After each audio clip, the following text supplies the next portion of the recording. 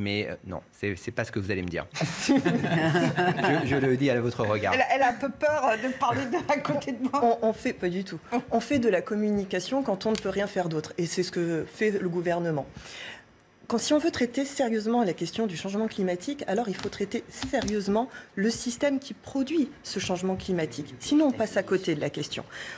On est dans un système qui est tourné autour du productivisme et autour du profit à court terme. Donc la question, c'est de savoir comment est-ce qu'on endigue ça et comment est-ce qu'on résout ça. Sinon, là, vous parlez de politique sur mais bien sûr, la parce durée d'un quinquennat. Je parle de crise et d'urgence, là. Oui, mais la canicule, c'est la conséquence de toutes ces émissions de gaz à effet de serre qui sont à un tel niveau qu'aujourd'hui, ça met en danger la survie de l'espèce humaine.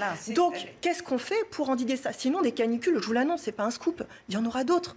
Maintenant, la question, c'est de savoir comment est-ce qu'on fait pour qu'il y en ait moins et qu'on atténue le changement climatique qui est devant nous. À cela, nous avons des solutions à mettre sur la table. Et ce n'est pas des mesurettes, c'est des solutions globales. C'est-à-dire que quand je vous parle de la règle verte, c'est le fondement de la planification écologique. C'est-à-dire qu'on ne prend pas plus à la Terre que ce qu'elle est en capacité de régénérer. Ça veut dire que demain, moi, je mets sur la table la transition énergétique. Passons à 100% d'énergie renouvelable en 2050. Passons à un réaménagement des territoires. Relocalisons la production. Faisons une vraie politique de transport, de mobilité. Et laissez-moi terminer là-dessus. Et également une agriculture paysanne et écologique. Tout ça, ce sont une planification globale qui, en plus, est génératrice d'emplois, des centaines de milliers d'emplois, qui certes a un coût. Je ne suis pas naïve là-dessus, ça a un coût. Mais derrière, mettez en perspective le coût de l'inaction qu'on a aujourd'hui.